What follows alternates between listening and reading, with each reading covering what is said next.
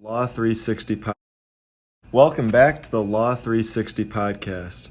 As requested by the Chamber of Commerce, Adam, Para, Dayton, and me, Tucker, are going to be going over the basics of property law with you to help your business thrive and follow the law.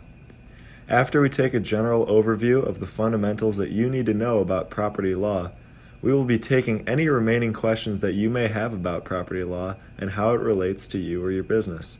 All you have to do is tweet the show at Law360 with any questions you have, and we will do our best to help you. So first things first, let's talk about real property, personal property, and the difference between the two.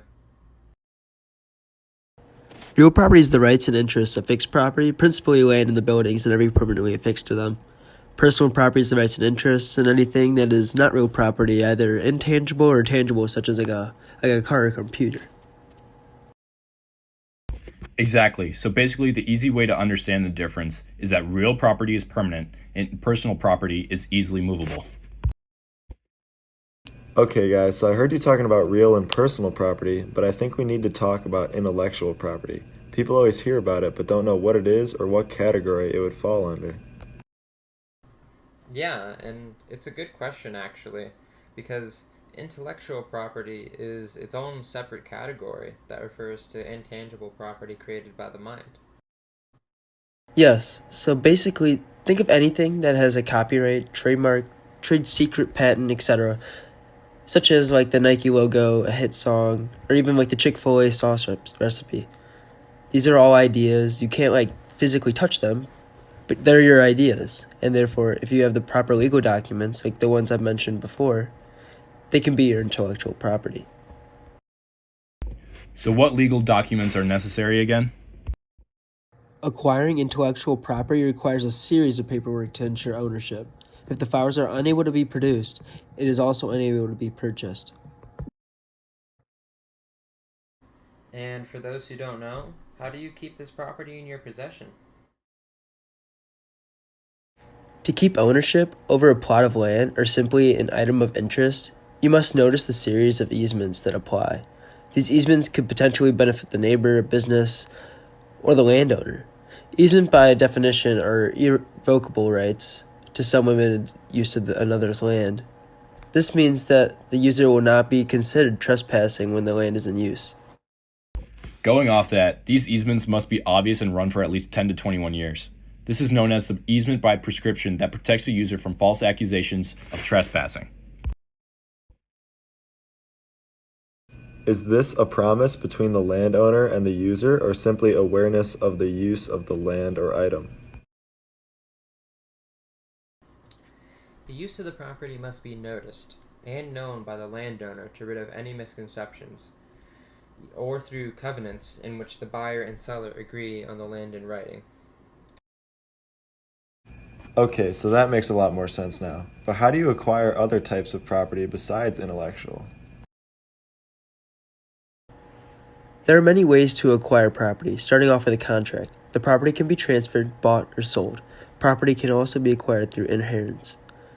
Another way to acquire property is through a gift, but a gift needs to have three elements: intent, delivery, and acceptance.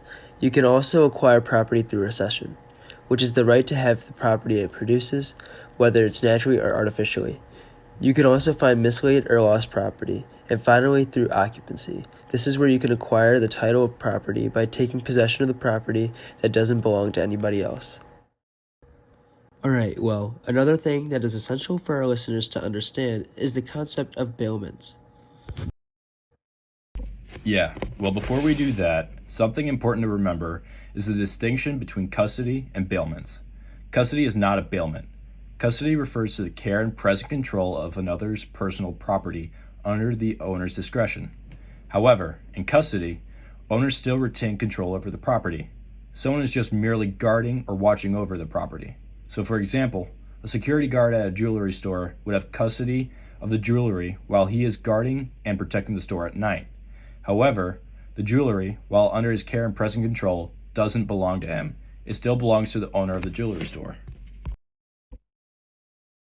Yes, so essentially what a bailment is a transfer of possession and control of personal property where that property is either going to be returned or delivered to a third party. The bailer is the party who gives up possession of the property, and the bailee is the party who accepts the property. A bailment ends when time period has ended, the agreed purpose has been achieved, or the parties mutually agree to end the bailment. So what's an actual bailment then? So an actual bailment is when bailees receive actual or constructive delivery of the subject matter. Actual delivery refers to the transfer of real possession of the item. So for example, if I bought someone a shirt, the actual bailment would be me delivering and transferring possession of that shirt. Constructive delivery, on the other hand, is the transfer of possession and control of an item. So if in the gift scenario, let's say I was giving a car instead of a shirt, I may deliver or transfer possession of the keys of the car as a symbol that I am giving the person the car. This makes practical sense because it's hard to gift wrap a car and give it to someone, whereas it's much easier to just put keys in a little box and wrap them and give them to someone. Going back to the idea of bailments, there are duties for both the bailer and the bailee in each bailment. Depending on the terms of the bailment, for example, when a bailer lends something to a bailee for free, that bailee must take gratuitous care of said property while in his possession.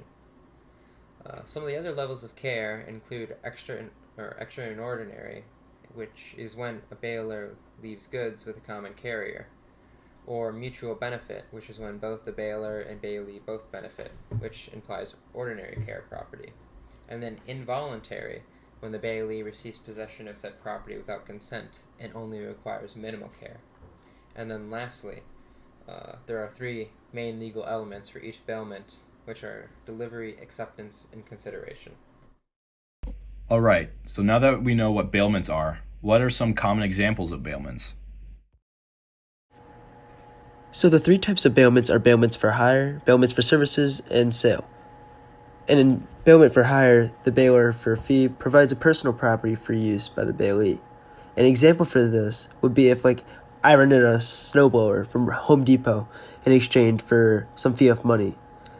Me, being the bailee, would be required to take an ordinary care of the snowblower and would have the only use of the snowblower for the purposes stated in the contract.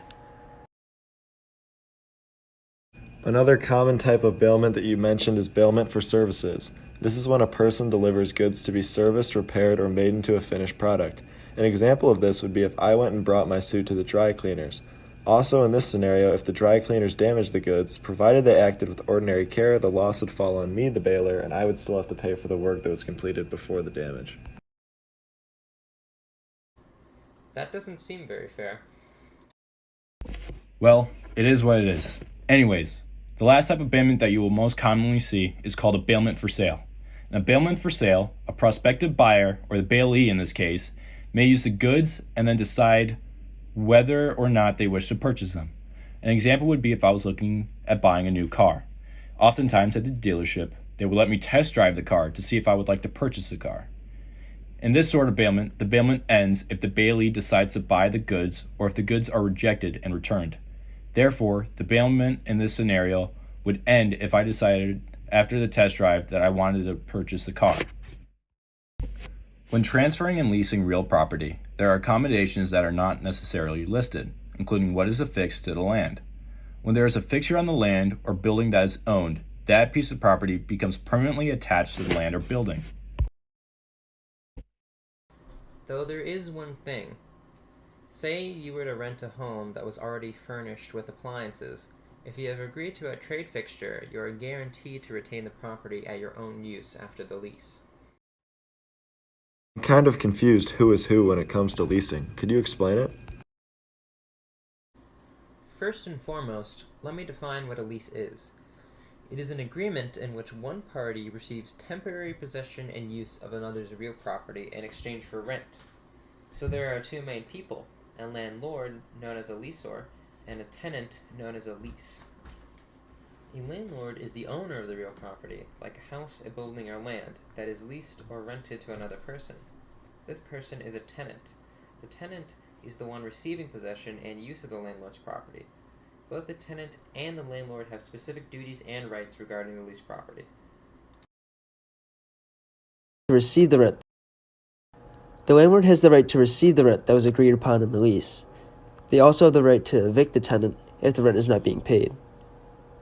There are two different types of eviction: standard eviction and constructive eviction. Standard eviction is the tenant's possession ripped, and constructive eviction is when the breach of the lease or covenant of quiet enjoyment makes it impossible for the tenant to use the property, like not turning on the heat in the winter. The landlord's duties are to provide a habitable property, obey the government's requirements like the Fair Housing Act and the warranty habitability, and lastly to pay all taxes, assessments, and all other charges. Now the tenant has the right to possession of the property, and they are able to use the property in a way that was explained in the lease and the assignment of the lease, which is when the tenant leases all or part of the property to another person for the time remaining in the lease, but it has to be less. The tenant's duties are to, of course, pay rent, pay the security deposit, and the first and last month's rent. Treat the property with reasonable care, and take responsibility for torts like renter's insurance. However, these tenancies vary and fall under 4 categories: tenancy for years, which refers to a fixed set amount of years for an agreement; periodic tenancy, which is until the tenant notifies the landlord to end the tenancy; tenancy at will, which is quite different as it does not have any time limit, and rather the tenancy is predetermined; and lastly, tenancy at sufferance, which is when a tenant wrongfully holds over the past the end of the durational period of the tenancy. Alright, so let's move on to some viewer questions. The first here is from Rico, a self-described up-and-coming YouTube star. He wants to know more about fair use laws and if he can use copyrighted music in his videos. Yeah, that's a good question. So when it comes to the fair use of copyrighted material, there are 4 main factors involved that you need to consider. These include the purpose and character of the use, the nature of the copyrighted use, the amount and substance of the portion used compared to the whole, and the effect on the potential market or value of the copyrighted work. These 4 factors combined will be used to determine whether or not you know how to use these materials in fair use or not. Yeah, adding on to that, with a platform like YouTube, they are very strict on copyrighted material, so my advice to you would be to stay away from using it if possible. There are many songs that you can find that are not copyrighted, which I would suggest that you use for your videos, so that you don't have to receive any copyright strikes from record labels or media companies. Alright guys, so we have another question here from Ava. Ava is the delivery driver for UPS and was wondering if she had the right to retain a package until the charges had been paid for it. Yeah, that sounds exactly like a carrier's lien. And before you get into that, I just want to clarify for those who don't know, a common carrier is an enterprise that agrees for a fee to transport goods provided the goods are lawful and fit for shipment. Therefore, examples of common carriers would be, say, UPS drivers such as Ava, freight train services, shipping boat services, etc. All these common carriers are entitled to certain rights, which Adam will explain. Yes, so the first important right would be the carrier's lien, which we described before, and what this means is that carriers have the right to hold on to good until the charges for those goods have been paid.